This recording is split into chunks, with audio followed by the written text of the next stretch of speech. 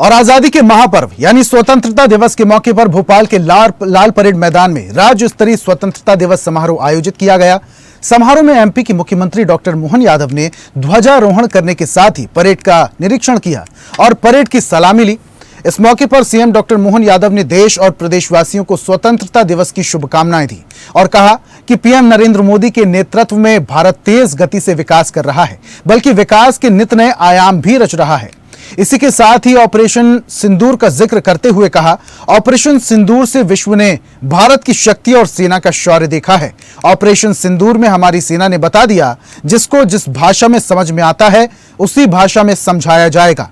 इसी के साथ ही उन्होंने देश के वीर वीरांगनाओं और जनजाति नायकों को याद करते हुए कहा, भारत की आत्मा में बसा है स्वदेशी, स्वदेशी को अपनाए और बढ़ावा दे। खादी के एक धागे से स्वतंत्रता संग्राम की शक्ति दी, उसी तरह स्वदेशी हमें मजबूत करेगा। युवा कल्याण राज्य सरकार की प्राथमिकता है। प्रदेश में गठित स्वामी विवेकानंद युवा शक्ति मिशन के तहत कौशल विकास, प्रशिक्षण, नवाचार और खास करके शोध को बढ़ावा दिया जाएगा। प्रदेश के सभी शासकीय विभागों में 1 लाख पदों पर भर्तियां की जा रही है। आगामी 5 वर्ष में 2,50,000 भर्तियां करने का लक्ष्य निर्धारित किया गया है। देश के केंद्र में स्थित होने के कारण सभी दिशाओं में आसान पहुंच, कच्चे माल की उपलब्धता, कुशल मानव संसाधन, लॉजिस्टिक सुविधा और उद्योग हितैषी 18 नीतियों के क्रियान्वयन से निवेशकों का भरोसा मध्य प्रदेश पर बढ़ा है। निवेश हितैषी औद्योगिक इकोसिस्टम के कारण मध्य प्रदेश के निर्यात में 6% की बढ़ोतरी हुई है। मध्य प्रदेश ने वर्ष 2025 को उद्योग एवं रोजगार वर्ष घोषित किया है। प्रदेश में 7 रीजनल इंडस्ट्री कॉन्क्लेव के बाद अब खनिज और पर्यटन जैसी कॉन्क्लेव लगातार आयोजित की जा रही है।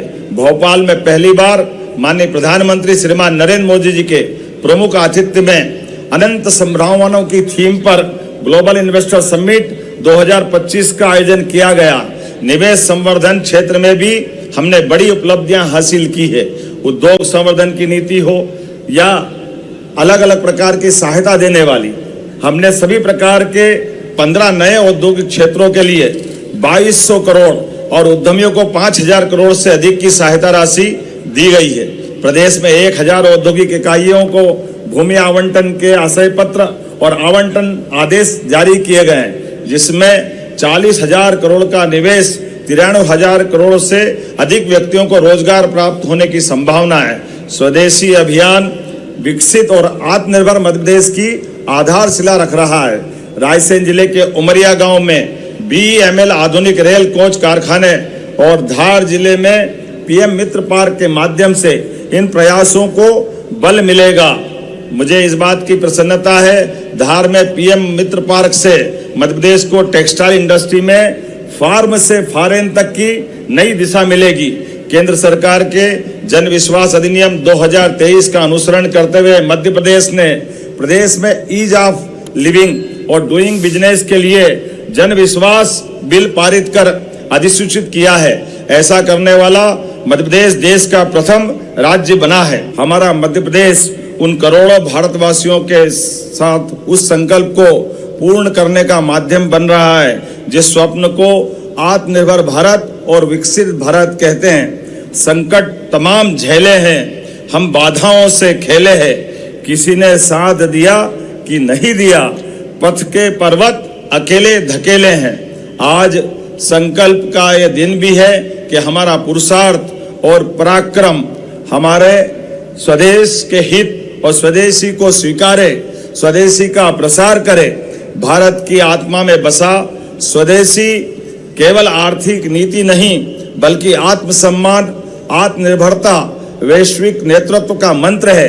आज प्रधानमंत्री श्रीमान नरेंद्र मोदी जी के वोकल फॉर लोकल और लोकल फॉर ग्लोबल के आह्वान के साथ हमें हर क्षेत्र में टेक्नोलॉजी, मैन्युफैक्चरिंग, स्टार्टअप, कृषि, ऊर्जा, रक्षा में स्वदेशी को आधार बनाना है।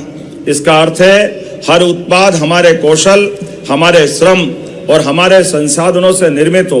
प्राकृतिक खेती से लेकर सेमीकंडक्टर मिशन तक, अंतरिक्ष अनुसंधान से लेकर स्वदेशी युद्धपोत निर्माण तक हमें भारत को नवाचार और उत्पादन की अग्रिम पंक्ति में खड़ा करता है।